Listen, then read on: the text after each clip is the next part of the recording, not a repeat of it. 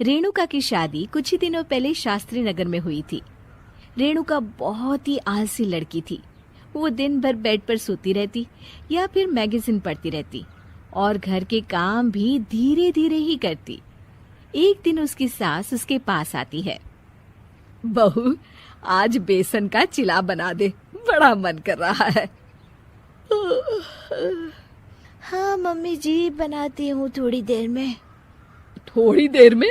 अरे थोड़ी देर में तो रात के खाने का वक्त हो जाएगा बहू। अच्छा मम्मी जी, तो फिर आप रात का खाना ही खा लीजिएगा ना। हे भगवान, कैसी आलसी बहू मिली है मुझे, हर काम को बस टालती ही रहती है।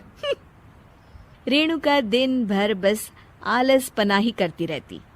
एक बार रात के खाने पर सब बैठे हैं तो रेणुका का पति कहता है, अरे ये क्या, आज फिर से करेला?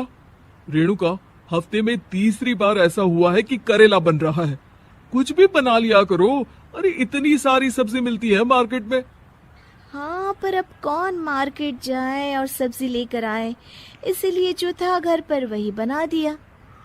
बहू, फ्रिज खोल कर देखती तो पता चलता कि सारी सब्जियां रखी होती है, पर तुम्हारा आलसपन खत्म हो तो तुम्हारी नजर जाए ना। विशाल कमरे में आकर रेणुका से पूछता है, रेणुका, मैंने कहा था तुमसे कि मेरे लिए रुमाल ले आना।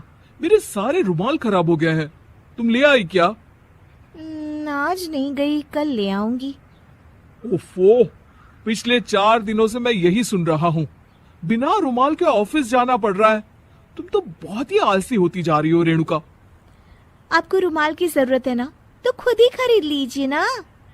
हाँ, अब वही करूंगा। तुम्हारे भरोसे बैठा रहा तो कुछ नहीं होगा।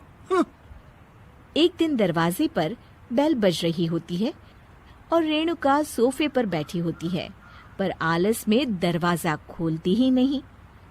अरे बहू, कितनी देर से बेल बज रही है?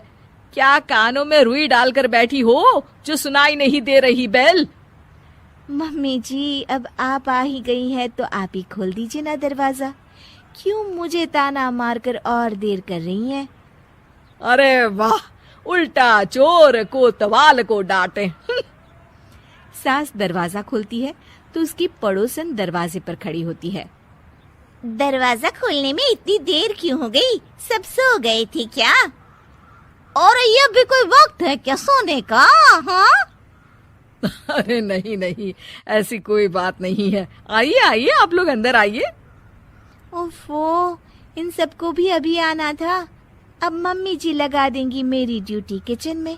बहू पकोड़े तल दे, बहू चाय बना दे। अरे बहू, सो गई क्या? कब से आवाज दे रही हूँ, जा चाय बना कर लिया। हाँ मम्मी जी, अभी जाती हूँ थोड़ी देर में। सास रेणुका को आंख दिखाती है। मतलब थोड़ी ही देर लगेगी चाय बनाने में, अभी ले आती हूँ, बस झटपट।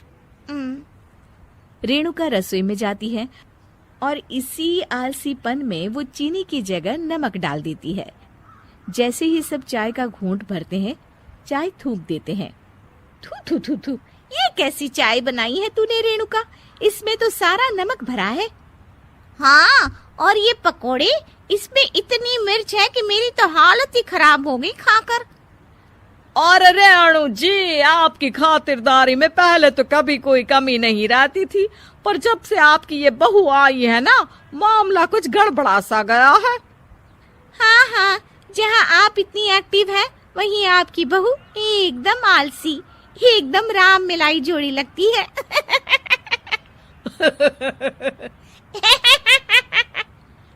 अच्छा जी, चलते हैं अब। नमक वाली चाय पिलाने के लिए बहुत बहुत शुक्रिया। सब वहां से चले जाते हैं। अरे तूने तो मेरी नाक ही कटा दी बहू। वे लोग क्या सोच रहे होंगे मेरे बारे में? मम्मी जी, मैंने तो शक्कर ही डाली थी, पता नहीं नमक कैसे बन गई शक्कर। शक्कर नमक नहीं बना बहू रानी, तुम्हारा ये जो आलसपना है ना, ये उसी का नतीजा है। सॉरी मम्मी जी, अब मैं ये आलसपन छोड़कर सारे काम अच्छे से मन लगाकर करूंगी।